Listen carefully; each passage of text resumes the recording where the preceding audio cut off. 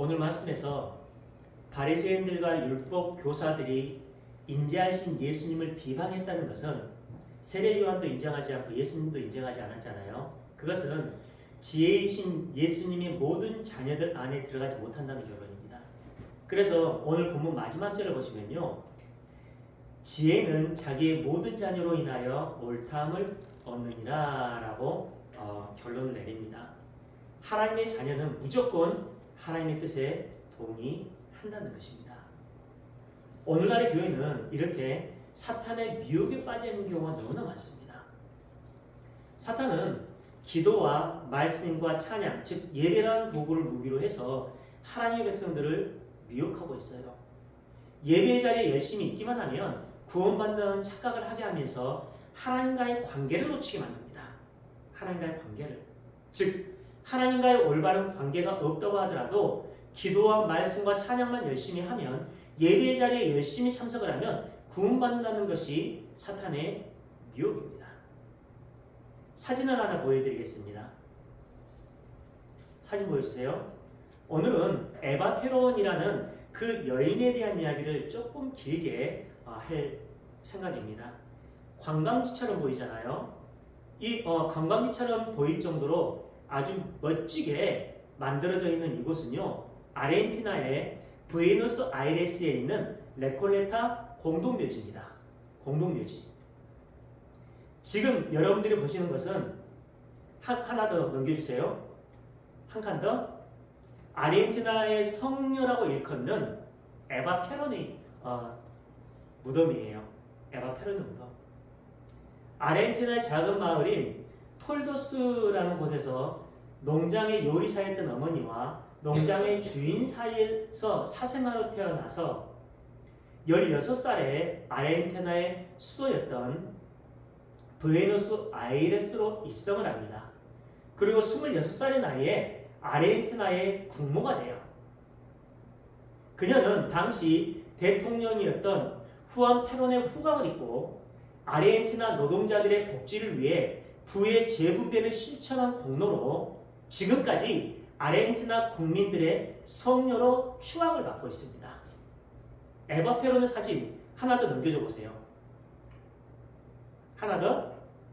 지금 방금 보셨던 것이 에바 페론의 무덤이에요. 그 정도로 앞으로 한 장 넘겨줘 보세요. 이게 에바 페론의 무덤입니다. 상상을 초월하죠. 그 다음 장 넘겨줘 보세요. 에바 페론은요, 1952년에 죽었으니까 세상을 떠난 지 70년이 지났는데도 그녀의 무덤에는 항상 싱싱하고 새로운 꽃들이 사시사철 놓여 있습니다. 그녀를 잊지 못한 사람들이 매일같이 그녀의 무덤을 참배하러 오기 때문인 거예요. 16살의 나이에 오직 성공을 목표로 해서 아르헨티나의 수도에 입성했던 에바는 수많은 남자들에게 자신의 얼굴과 몸을 무기로 해서 접근을 해요. 심지어는 부에노스 아이레스에 이주해서 방송국 관계자들, 정부 관리들을 유혹해서 잠자리를 한 후에 배우가 되기도 하고 송구가 되기도 하고 모델이 되기도 합니다. 물론 다 삼류였어요. 그러다가 1944년에 아르헨티나의 산 후안에서 일어난 대지진으로 아르헨티나 전체가 슬픔에 잠겼을 때 그곳 사람들을 돕기 위한 모금 행사를 해요. 거기에서 후안 페론 대령을 만나게 되고 결혼을 하게 됩니다. 이 여인이. 그런데 남편이 그 다음 해에 대통령으로 당선됨으로 인해서 갑자기 26살의 나이에 영부인이 돼요. 이 여인이. 16살의 고향을 떠나 창류와 방불한 삶을 살다가 그러한 삶을 통해서 오직 성공만을 위해 달려갔던 에바가 수도 입성 10년 만에 여자로서 최고의 자리에 오르게 된 것입니다. 그 후에 에바는 전 세계의 상류 사회 여성들의 유행을 이끌었던 여자, 다른 말로 전 세계에서 가장 사치스러운 여자라는 별명이 붙을 만큼 사치와 낭비의 표본으로 살았어요. 세상을. 유럽의 상류 사회의 여성들이 에바 페론의 옷차림과 보석과 액세서리들을 앞다투어 따라했을 정도로 에바 페론의 낭비벽과 사치는 극에 달했습니다. 그럼에도 에바가 아르헨티나 민중들의 성녀라고 불릴 수 있었던 것은 복지 정책으로 인한 부의 재분배를 실행에 옮겼기 때문이에요. 부의 재분배. 20세기 초만 해도 아르헨티나는 세계 경제 7위의 강등국입니다. 지금은 개발도상국 정도 되죠. 그 국가의 부가 모든 상류 지배층에 의해 갈취되고 유럽으로 흘려가게 돼요. 에바는 그 상류층의 재산을 강제로 압류해서 가난한 자들에게 무상으로 나눠주면서 심지어는 열차에서 돈을 뿌리기까지 했습니다. 그렇게 함으로 인해 가난한 민중들의 인기를 독차지할 수 있었어요.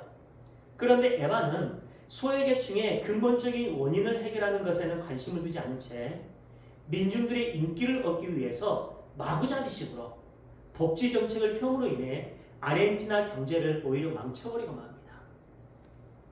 그녀는 아르헨티나가 지금까지 가난한 나라가 된 것에 많은 공헌을 한 여인 중에 대표적인 여인이에요. 에바 페론이. 많은 역사가들은 성공과 권력에 대한 그녀의 지나친 집착으로 부자들의 재산을 이용해서 민중들의 인기를 샀다고 평가를 합니다. 그런 대중의 민심사기, 인기 영합주의를 정치적인 용어로 포퓰리즘이라고 하죠. 겉으로 보기에는 농민과 노동자들을 위해 목숨이라도 버릴 것처럼 보이지만 뒤로는 온갖 사치와 낭비를 일삼으면서 독재를 즐겼어요.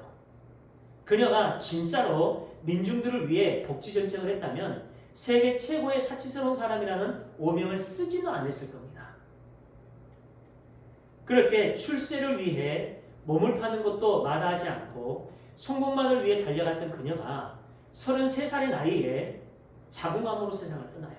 자궁암으로. 그리고는 아르헨티나 최고의 부호들과 독립 영웅들 그리고 세계적인 학자들과 예술가들 역대 대통령들만 묻힐 수 있다는 레콜레타 공동묘지에 묻히게 됩니다. 그것은요 대통령도 100% 묻히지 못하고 13명만 묻힌 곳이에요. 그만큼 그 묘지에 묻힐 수 있는 자격은 굉장히 까다롭습니다. 거기에 에바의 무덤이 있어요. 그것은 죽어서도 부귀영화를 누리겠다는 탐욕의 진수를 보여주는 듯한 고급 호화 음택단지입니다.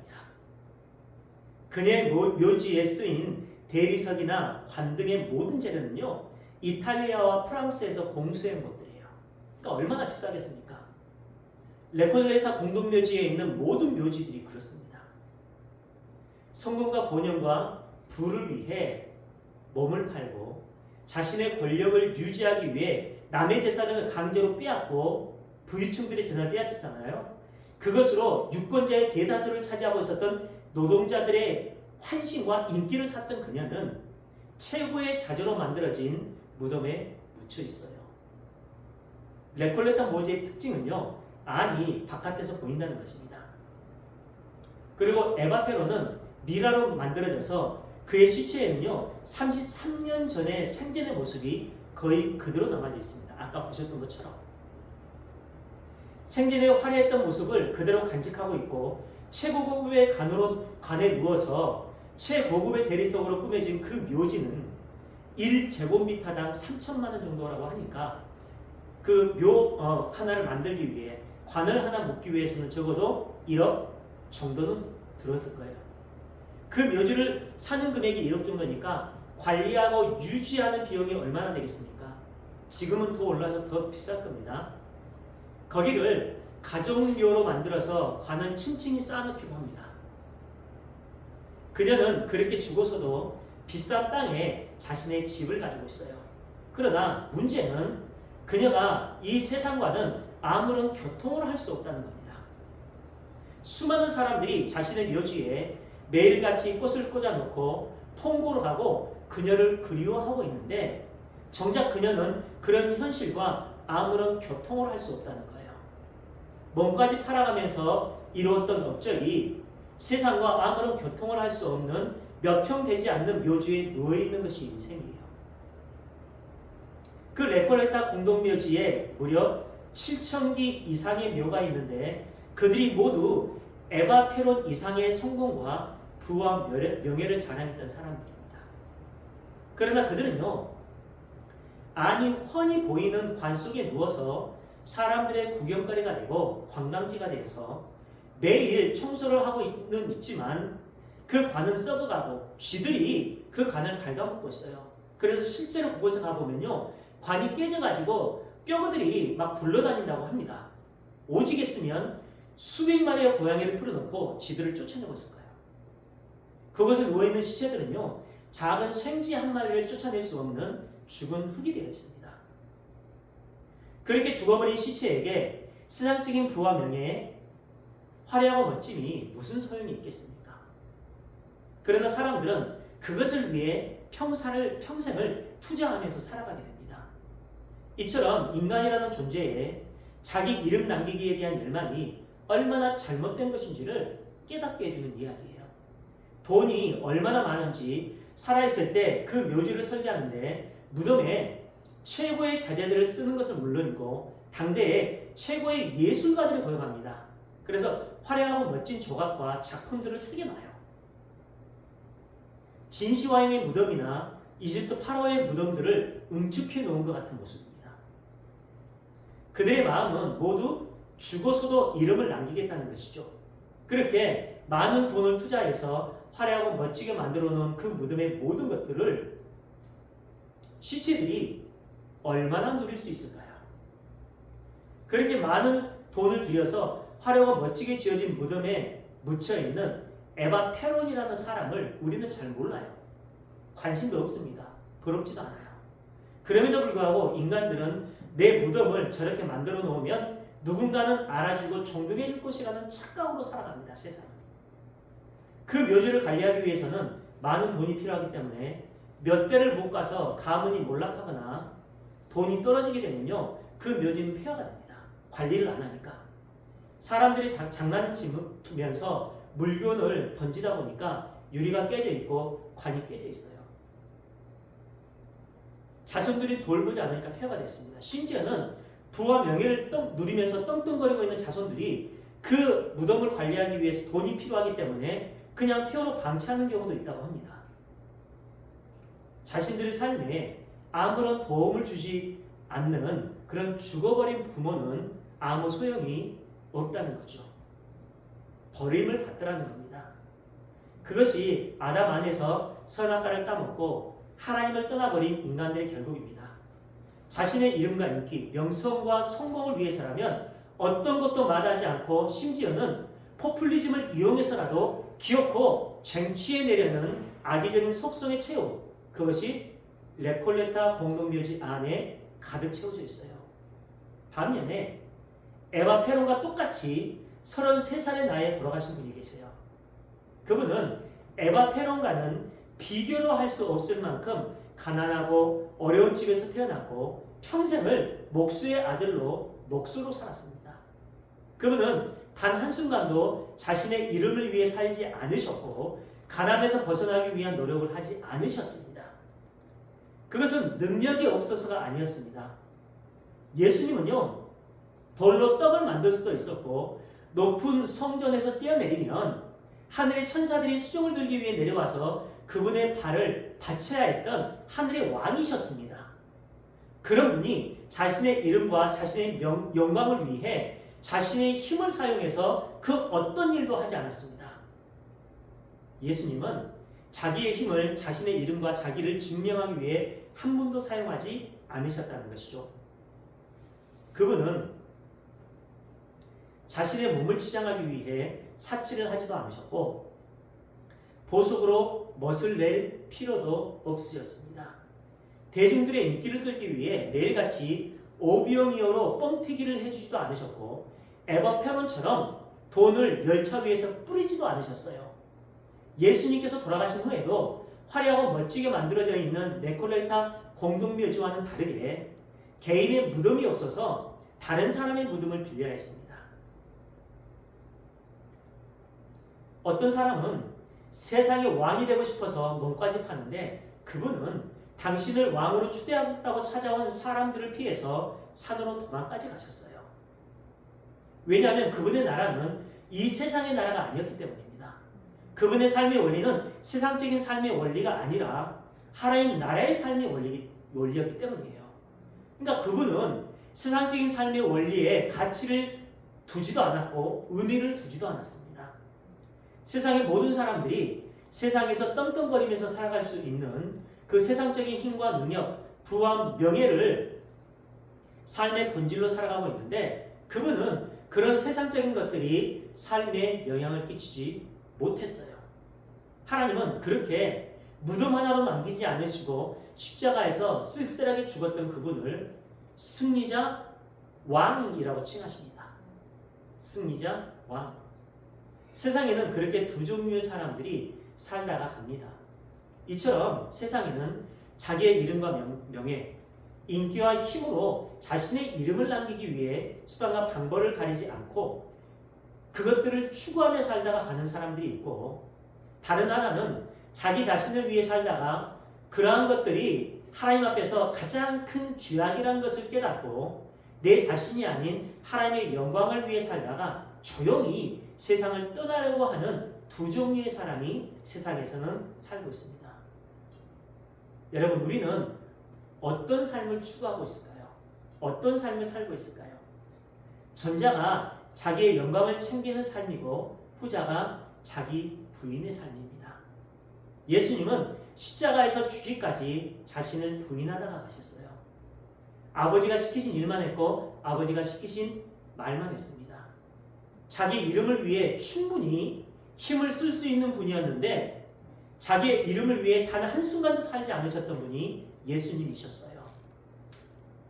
그것이 예수님의 삶이었죠. 그런데 우리에게 이름이 붙여졌는데 그 우리의 이름이 그리스도인이에요. 그리스도인. 어떤 의미일까요? 예수 그리스도 안에서 구원받은 자라는 의미에서 우리는 그리스도인입니다. 그러니까 우리의 삶은요, 예수 그리스도의 삶을 답습해가는 삶입니다. 하나님의 백성들은 이 세상에서도 예수님 안에서 예수님과 같은 삶을 살아가야 한다는 의미죠. 따라서 성도인 우리는 이 세상에서 힘을 소유하고 이름을 남기고 멋진 명성을 쟁취하는 삶을 살아가는 것이 아니라 오히려 내가 세상의 중심이 되고 세상의 것들이 내 삶의 중심이 되었던 삶이 헛된 삶이라는 것을 깨닫고 평생을 투자해서 모았던 그 모든 것들을 이용해서 하나님의 영광을 위해 살다가 결국 자기의 이름을 빼앗기고 예수의 이름을 받아서 천국으로 들어가게 되는 것이 성도의 삶이에요. 그게 우리의 정체성입니다. 그러니까 호랑이는 죽어서 가죽을 남기고 사람은 죽어서 이름을 남긴다는 말은 잘못된 말입니다. 호랑이는 죽어서 가죽을 남기지만 사람은 죽어서 자기의 이름을 남기지 않고 예수님의 이름을 남기는 삶을 살아가야 한다는 것이죠. 천국은 그렇게 이타적인 삶의 원리로 살아가는 것입니다. 따라서 성도는 이 세상의 가치와 세계관에 부안해동할 수 없는 거죠. 성도는 아무런 주관 없이 맹목적으로 세상의 삶의 원리를 쫓아서 살아갈 수 없다는 것입니다. 그래서 사도 바울은 이렇게 말합니다. 고린도후서 6장 14에서 16절. 너희는 믿지 않는 자와 멍에를 함께 매지 말라. 믿지 않는 자와 멍에를 함께 매지 말래요. 의와 불법이 어찌 함께하며 빛과 어둠이 어찌 사귀며 그리스도와 벨리알이 어찌 조화되며 믿는 자와 믿지 않는 자가 어찌 상관하며. 여기서 벨리알은 건달, 야비한 자, 사악한 자라는 뜻으로 사탄을 지칭할 때 쓰는 단어입니다. 16절. 하나님의 성전과 우상이 어찌 일치가 되리요. 우리는 살아계신 하나님의 성전이라. 이와 같이 하나님께서 이르시되 내가 그들 가운데 거하며 두루 행하여 나는 그들의 하나님이 되고 그들은 나의 백성이 되리라 하셨느니라. 이 말씀은요, 단순히 죄를 짓지 말고 착한 일을 많이 해야 한다는 말씀이 아니에요. 교회를 다니면서도 예수님을 믿지 않는 사람들이 얼마나 많은지 모릅니다. 결혼할 때도 좋은 조건과 좋은 사람들을 모두 놔두고 교회를 다닌다는 것 하나만으로 그 사람과 결혼을 했는데 예수님을 믿지 않는 사람들이 얼마나 많습니까? 고린도후서 6장의 말씀은 성도와 세상의 삶의 원리의 차이, 구별을 말하고 있어요. 구별을. 여기서 믿지 않는 자와 멍에를 매지 말라고 하는데 당시에 히브리 사람들이 사용했던 멍에는 짐승 2마리가 함께 맸던 멍에예요. 그런데 각기 다른 곳으로 가는 짐승이 한 멍에를 맬 수 없다는 것입니다. 한 멍에를 맨 2마리의 짐승은 무조건 같은 곳을 바라보고 같은 곳으로 가야 합니다. 그 말을 하고 있는 거예요. 세상 사람들과 하나님의 백성은 서로 다른 방향으로 가게 되어 있습니다. 절대로 같은 곳을 바라볼 수 없고 같은 방향으로 갈 수가 없어요. 그러니까 세상 사람들이 하나님의 뜻에 순종하는 삶, 하나님 나라의 백성으로서의 삶을 살아간다는 것은 어불성설입니다. 이치에 맞지 않고 말이 안 된다는 것이죠. 그래서 하나님을 믿는다고 하는 교회 안에서도 진짜로 주님의 관점에서 믿지 않는 자들과 하나님의 백성들과의 충돌이 생기는 겁니다. 그런데 세상과 같은 곳을 바라보고 같은 방향으로 가고 있었던 성도들이 거기에서 유턴해서 하나님 나라를 향해 가는 것을 메타노이아, 회개라고 합니다. 회개. 그러니까 서로 다른 방향으로 가고 있는 자들이 어떻게 한 가지의 삶의 원리를 쫓아서 살 수 있겠느냐 하는 그런 뜻입니다. 자기가 세상의 중심이 되어 있는 주체의식을 가지고 살아가는 세상 사람들과 예수님이 나의 삶의 주체가 되어 살아가는 성도의 삶이 어떻게 같은 방향으로 흘러갈 수 있겠느냐라는 말씀이에요. 따라서 성도는 레콜레타 공동묘지처럼 화려한 무덤들과 같이 명성과 인기와 화려함을 남기는 자들이 아니라 예수님처럼 세상에서는 무덤조차 찾아볼 수 없는 조용한 결국을 맞는 삶을 살아가게 됩니다. 오직 하나님의 영광만을 위해. 주님은 이 세상을 가리켜 공중권세 잡은 자가 다스리는 세상이라고 선언을 하셨어요. 그래서 우리는 이 땅을 나그네요, 이방인이요, 외국인으로 살아가야 한다고 말씀하셨습니다. 그러니까 엄밀히 말해서 이 세상은 성도인 우리에게 있어서 원수의 나라입니다. 원수의 나라. 이 세상은. 그런 적국에서 큰 벼슬을 하고 이름을 남기는 것이 하나님 나라 백성에게 자랑이 될 수 있을까요? 적국에서 이름을 남기는 것이 역적이잖아요. 역적. 그래서 보면은 이완용을 그렇게 욕을 하면서 본인이 이완용처럼 살아가는 것은 아무런 죄책감을 느끼지 않는 경우가 너무나 많습니다. 내로남불이죠. 그렇게 적국에서 이름을 남기겠다고 하는 자들은 이미 적국으로 국적을 옮기겠다고 마음을 먹은 반역자들이에요. 따라서 하나님은 성도의 삶 속에 들어오셔서 세상의 것들로 단단하게 굳어져 있는 그 마음을 갈아엎으셔서 예수님을 향한 부드러운 마음으로 바꿔주세요. 그것이 성도의 신앙생활입니다. 그러니까 우리는 그 견고하게 굳어져 있는 우리의 마음의 밭을 하나님이 찾아오셔서 말씀으로, 예배로, 기도로, 찬양으로 그것을 갈아엎고 계시는 거죠. 오늘 본문이 그 이야기를 하고 있습니다. 그 이야기를 다음 주에 이어서 깊이 있게 나누겠습니다. 우리는 세상에서 많은 것들을 누리며 살아가고 있지만 그런 것들은 하나님의 영광을 위한 도구로 사용되고 인생의 궁극적인 가치가 오직 주님께 있다는 것을 우리는 믿고 알고 있습니다. 그래서 우리의 삶을 이끌어 나가는 궁극적인 목적은 하나님의 언약, 그 언약 앞에의 순종입니다. 우리가 그러한 삶을 살았으면 좋겠습니다. 너무나 힘들어요. 마귀는 그러한 것들을 미혹합니다. 괜찮아. 너 예배 잘 드리고 기도 열심히 하고 찬양 열심히 하고 말씀 열심히 묵상하고 있잖아. 괜찮아. 그 정도면 괜찮아. 하면서 우리를 미혹합니다.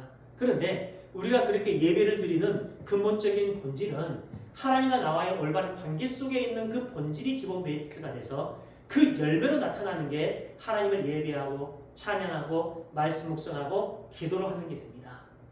그 주객이 전도되면 안 되겠죠. 그래서 우리의 삶 속에 우리가 나태해지려고 할 때 항상 나를 찾아오시는 그 주님, 말씀이 육신이 돼서 매 순간순간 내 마음의 문에 노크를 하시는 그 주님을 우리가 인지하며 받아들이며 그 주님의 말씀 앞에 우리의 인생을 던지는 우리 모두의 삶이 되길 주님의 이름으로 축원합니다. 우리 시간 같이 기도했으면 좋겠습니다.